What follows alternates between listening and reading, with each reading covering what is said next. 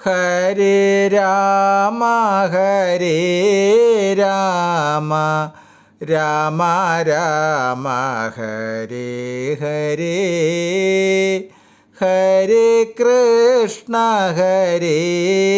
കൃഷ്ണ കൃഷ്ണ കൃഷ്ണ ഹരേ ഹരേ. നമസ്തേ.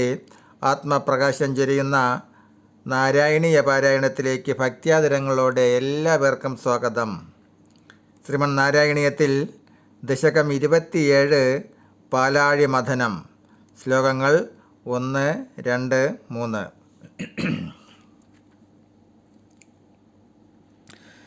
ദുർവാസാസുരവനിതാപ്ത ദിവ്യമാല്യം ശക്രായ സ്വയം ഉപദായ തത്ര ഭൂയഃ നാഗേന്ദ്രപ്രതിമൃതിദേശശാപശക്രം കാക്ഷാന്തിസ്ത്വത് ഇതര ദേവതാംശജാനാം.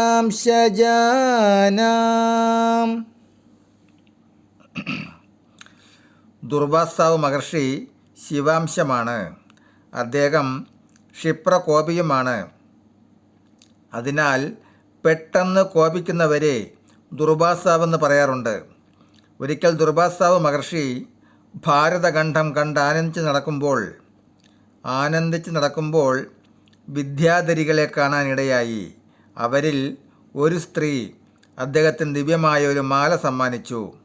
ആ മാല ചൂടുന്ന ആൾ ത്രൈലോക്യ വന്ദിതനായി ഭവിക്കുമെന്ന മഹാത്മ്യമുണ്ടായിരുന്നു. താൻ ആ മാല ചൂടാൻ യോഗ്യനല്ലെന്നും അത് യോഗ്യതയുള്ള മറ്റാർക്കെങ്കിലും കൊടുക്കാമെന്നും വിചാരിച്ചു. പല ദേവന്മാരെയും മനസ്സിൽ കണ്ടെങ്കിലും ഓരോ ന്യൂനതയും ഓർത്ത് ഒടുവിൽ ഇന്ദ്രന് കൊടുക്കാൻ നിശ്ചയിച്ചു. ഇന്ദ്രനെ ധ്യാനിച്ചു. ഇന്ദ്രൻ ഐരാവതത്തിൻ്റെ മുകളിലേറി മുനിയുടെ സമീപത്തെത്തി. മാല ഇന്ദ്രന് നൽകി. ഇന്ദ്രൻ ആ വാസനയുള്ള ദിവ്യമാല ആനയുടെ മസ്തകത്തിൽ വച്ചു. മുടി വിടർത്തി ചിക്കി ചൂടാൻ ഭാവിച്ചിരിക്കെ അതിൻ്റെ സൗരഭ്യം കൊണ്ട് വണ്ടുകൾ മസ്തകത്തിന് ചുറ്റും പറന്നു വന്നു. ആനയ്ക്കത് അസഹ്യമായി തോന്നിയതിനാൽ തുമ്പിക്കൈ കൊണ്ട് മാലയെടുത്ത് താഴെയിട്ട് ചവിട്ടി. മുനി ഇത് കണ്ടു. തന്നെ ധിക്കരിക്കുകയാണ് ചെയ്തെന്ന് തെറ്റിദ്ധരിച്ച് മഹർഷി ഇന്ദ്രനെയും ദേവകളെയും ഒന്നിച്ച് ശപിച്ചു. നീയും ദേവകളുമെല്ലാം ജരാനര ബാധിച്ച് പോകട്ടെ.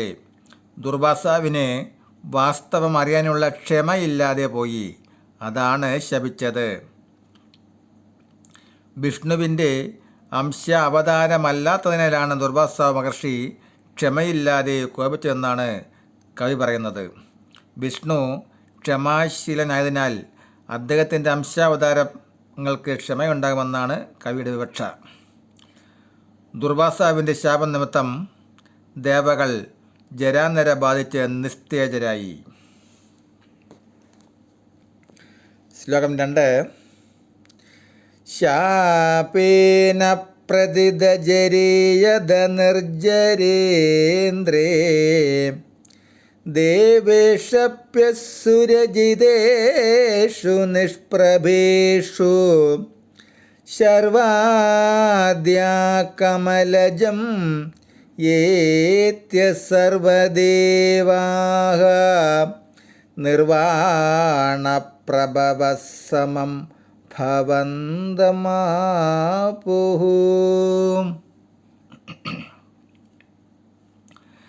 ശാപാനന്തരം നിർജ്ജരന്മാരായ ദേവന്മാർ അതുമൂലം ജര ബാധിച്ചവരായി.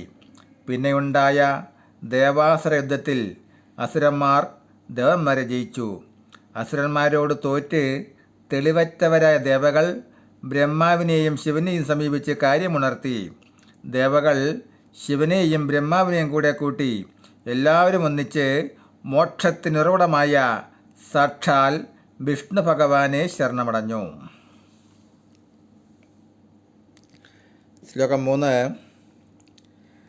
ബ്രഹ്മാദ്യസ്തുതമഹിമാചിരം തദാനീം